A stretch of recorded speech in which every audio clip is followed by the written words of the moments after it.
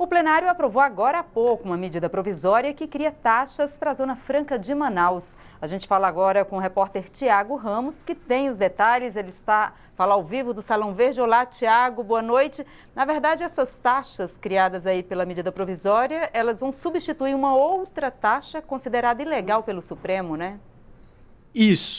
Isso mesmo, Jacene. Boa noite para você, boa noite para todos que nos acompanham. Assim fica muito mais fácil de entender o que está acontecendo aqui. Em 2016, o Supremo Tribunal foi lá e disse, olha, a taxa de serviços administrativos cobrada pela SUFRAMA, a Superintendência da Zona Franca de Manaus, é ilegal. O que os deputados, o Planalto então fez? Publicou uma medida provisória com duas novas taxas para substituir aquela. A taxa de controle de incentivos fiscais e a taxa de serviço. A primeira delas, a taxa de controle de incentivos fiscais, é para pessoas jurídicas. Aí, dependendo do setor, vai ter um valor diferente. Agora, a taxa de serviço é para pessoas físicas e pessoas jurídicas. Só como exemplo do que a gente está falando aqui, olha só. Um cadastramento custaria cerca de R$ 140.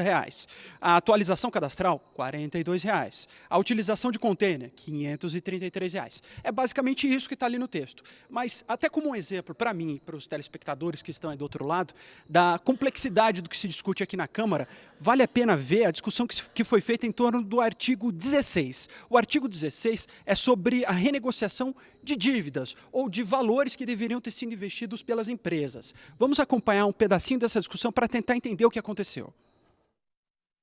As empresas que estão instaladas na Zona Franca de Manaus, que merecem todos os incentivos, mas já é suficiente ter acesso aos incentivos e há uma contrapartida que elas têm que cumprir, que é exatamente destinar uma parcela do faturamento para ciência, tecnologia, inovação. O que é que essas empresas, algumas delas têm feito?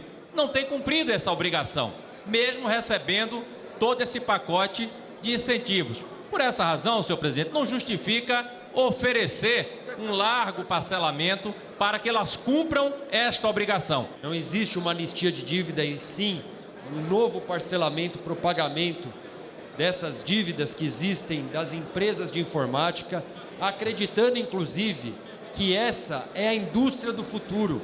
A informatização é algo já presente na vida de todo o nosso país, substituindo muitas vezes funcionários por essa informatização, e por isso nós precisamos lutar que ela ocorra no nosso país e incentivar para que cada vez mais essa indústria da informatização, de tecnologia, gere emprego e renda com condições adequadas das pessoas se prepararem para substituir produção que ocorre no dia a dia por esse tipo de indústria.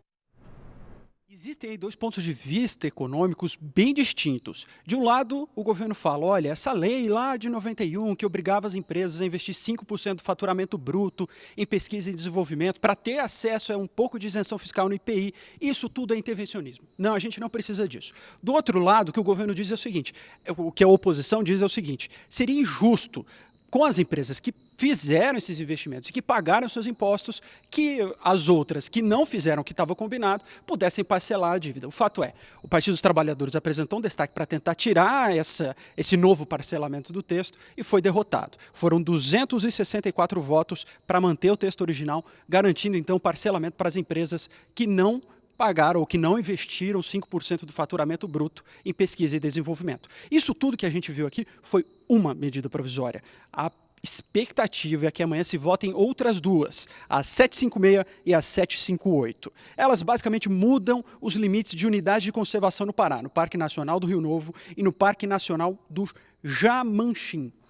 O que se queria ali era garantir espaço e margem para a construção de uma ferrovia. Mas, na prática, a medida provisória acabou incorporando outros temas e outros elementos trazidos pelos deputados e senadores. Mas essa é a discussão de amanhã.